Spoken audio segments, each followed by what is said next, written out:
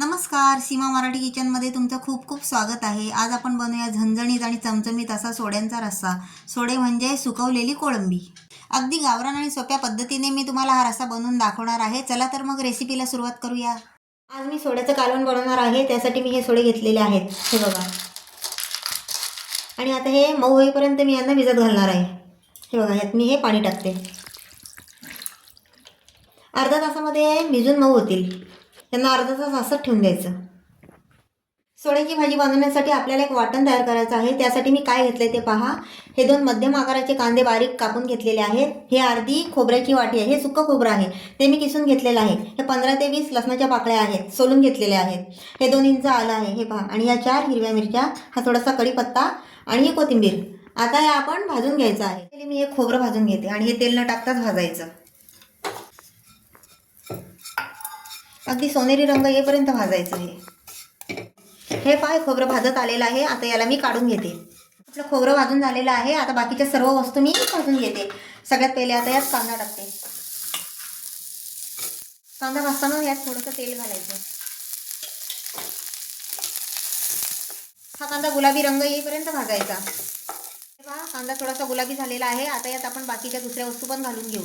यात मी हे आलं घालते, या लसणाच्या पाकळ्या घालते आणि या मिरच्या आणि कढीपत्ता सुद्धा आपल्याला घालून घ्यायचा आहे. हे पहा, परत एकदा व्यवस्थित भाजून घ्यायचं, जास्त करपवायचं नाही. हे पहा, आपल्या सर्व वस्तू भाजून झालेल्या आहेत. आता यांना मी काढून घेते. हे पहा, सर्व वस्तू भाजून झालेल्या आहेत. या सर्व वस्तू मी भाजून घेतलेल्या आहेत, फक्त कोथिंबीर तशीच ठेवलेली आहे. आता हे सर्व मी गार करून घेणार आणि नंतर मिक्सरला वाटून घेणार आहे. हे पहा, आपलं वाटून झालेलं आहे.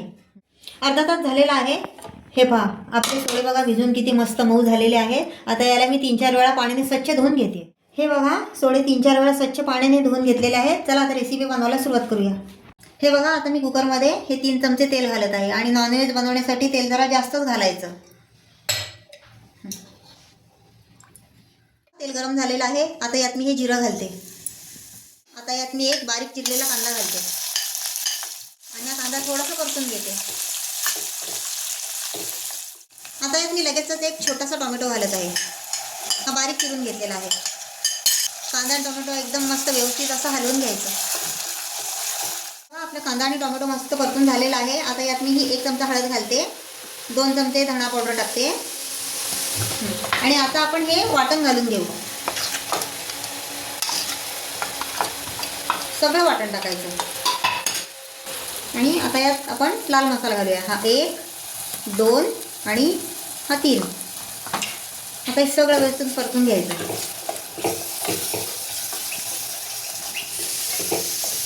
सर्व वस्तू मस्त एकजीव करून घ्यायच्या.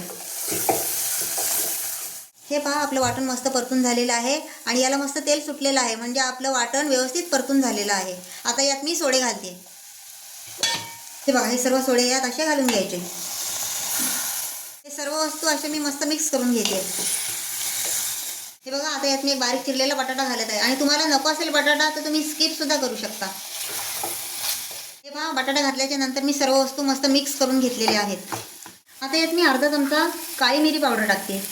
त्या काळ्या मिरी पावडरनी मस्त झणझणीतपणा येतो. हा थोडासा गरम मसाला आहे, तो सुद्धा मी यात घालते. हा 1.5 चमचा घातला आहे. आता परत एकदा सर्व वस्तू मस्त मिक्स करून घेते. हे बघा, आता यात मी पाणी घालून घेते आणि आपल्याला जेवढा पातळ रस्सा पाहिजे असेल तेवढं पाणी घालायचं.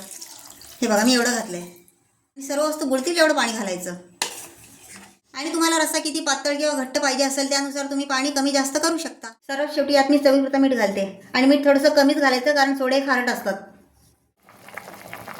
हे बघा, आपल्या कालवणाला मस्त उकळी आलेली आहे. आता मी कुकरला झाकण लावते आणि याच्या 2 शिट्ट्या काढून घेते.